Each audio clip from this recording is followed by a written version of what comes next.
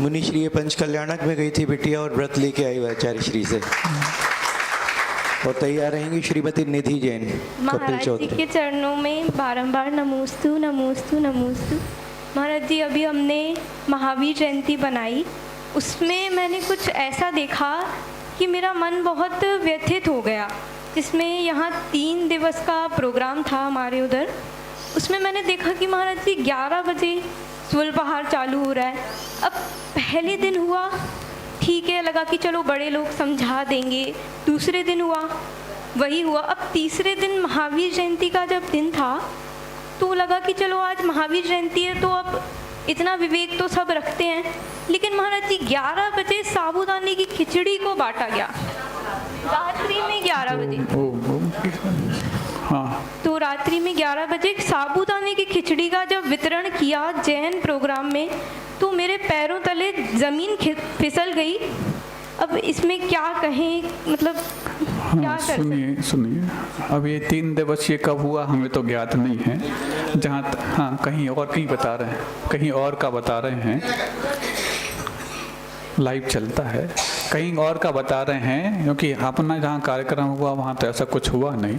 लेकिन हाँ, इतना अवश्य है कि साबूदाने का जहाँ तक बात है, साबूदाने को कई लोग मानते हैं शायद फलाहार है, किसी पेड़ से टपकता होगा अथवा स्वर्ग से वो देवता आकर के आपको टपकाते होंगे।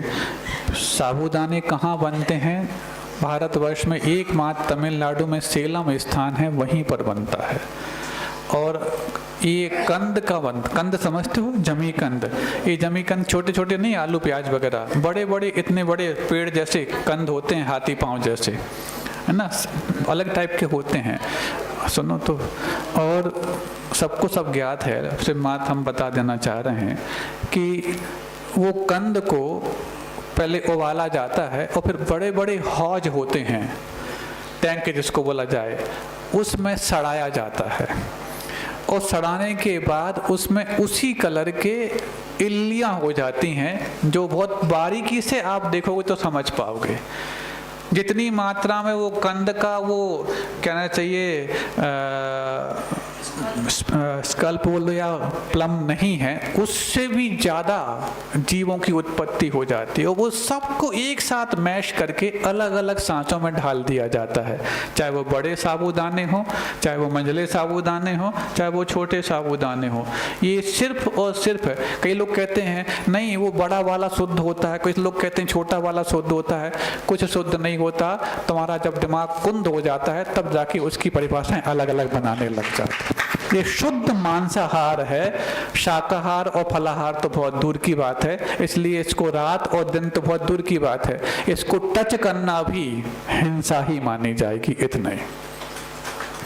महाराज जी, एक छोटा सा प्रश्न और था कि कब कुछ लोगों को मार्जन करते हुए देखा है, वो छन्ने से यूं जैसे अपन किसी चीज़ को झटकारते हैं उस तरह से करते हैं तो थोड़ा अच्छा नहीं लगता, लेकिन वो सही है या नहीं? देखो, ये प्रश्न यदि वो सामने हो व्यक्ति तब तो फिर भी ठीक है, और उन तक बात पहुंच जाए तो ठीक है। देखो, पहले भी कहा झटकारना वटकारना तो ठीक है, जब आप प्रक्षाल कर रहे हैं, अभिषेक करने के बाद भी पहुंच रहे हैं, तो एक दिन पूरा उपदेश में आया था कि आँखों पर कपड़ा आए तो आपका हाथ कोमल हो जाए, मस्तक पर आए तो थोड़ा सा अलग रूप हो जाए, पैरों पर जाए तो अलग। जैसे बच्चे को तुम संभालते हो, पहुंचते हो, बच्चे से भी ज़्यादा हमारे लिए आत्मीय और प्राथमिक जिनेंद्र प्रभु हैं, तो उनके अभिषेक करते वक्त हमारे लिए बच्चल से भी ज़्यादा कोमलता और विवेक का पालन करना चाहिए। इतना ही पर्याप्त। अगला प्रश्न श्रीमती निधि चौधरी और